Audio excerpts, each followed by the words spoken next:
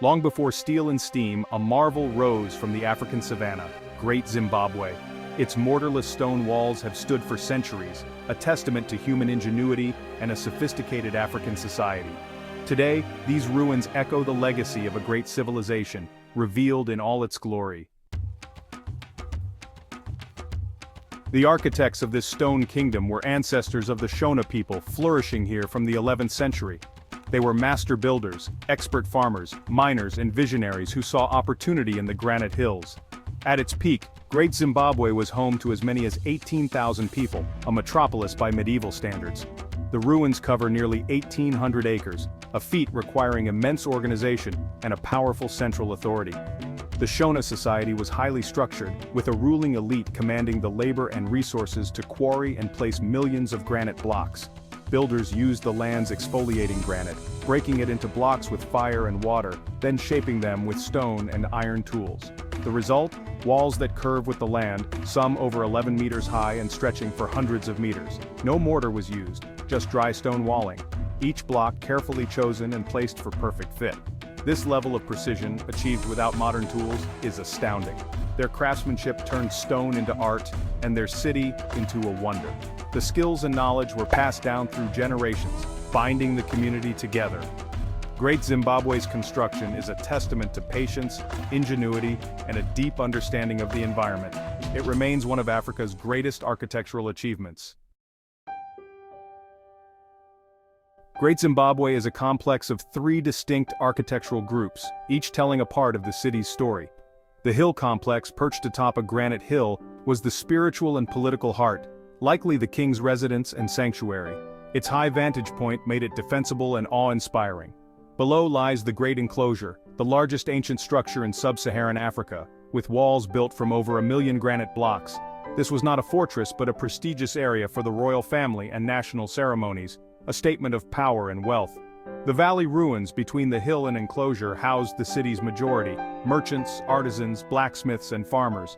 Here, daily life unfolded in circular huts within stone enclosures, forming a vibrant, interconnected community.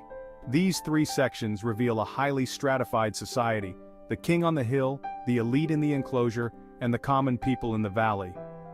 The city's layout demonstrates sophisticated social and urban planning. Every space and person had a defined place and purpose. Great Zimbabwe was meticulously organized, powerful, and enduring. Great Zimbabwe's power was built on wealth, especially gold. Strategically located between goldfields and the Swahili coast, its rulers controlled lucrative trade routes. Gold and ivory flowed out, bringing prosperity and connecting the city to a global economic system. Archaeological finds reveal this international reach.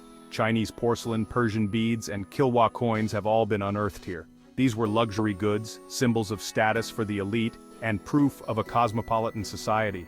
The city's markets would have been alive with merchants from the coast, bartering goods and exchanging ideas.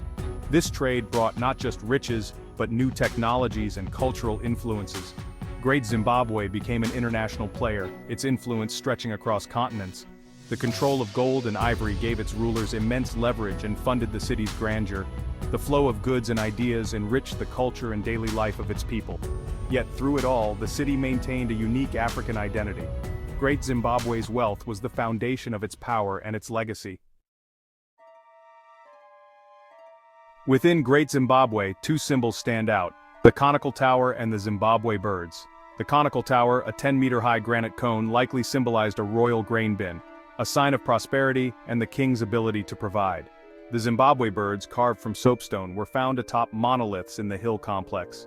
These birds, resembling eagles, are powerful in Shona cosmology, messengers between the living and the ancestors. They reinforce the king's sacred right to rule, linking him to the divine. The conical tower was a public symbol of abundance. The birds, a private emblem of spiritual authority. Today, the Zimbabwe bird is the national emblem, appearing on the flag, currency, and coat of arms.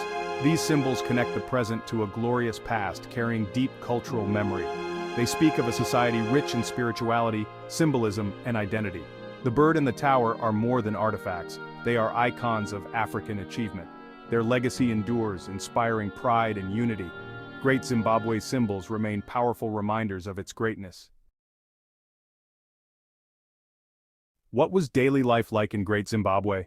For most of its 18,000 residents, the day began with the sun, farmers tending crops, boys herding cattle, the city alive with activity. Blacksmiths forged tools and weapons, their craft vital to survival and prosperity. Potters, weavers, and artisans created goods for local use and trade, adding beauty and value to daily life. The markets bustled with merchants bartering grain, livestock, and exotic goods from distant lands. This constant exchange created a dynamic, interconnected community. Evenings brought families together around fires, sharing stories, music, and dance. The mbira's notes filled the air during celebrations, weaving music into the fabric of life. Community, tradition, and spirituality bound the people together. Great Zimbabwe was a thriving, self-sufficient African world.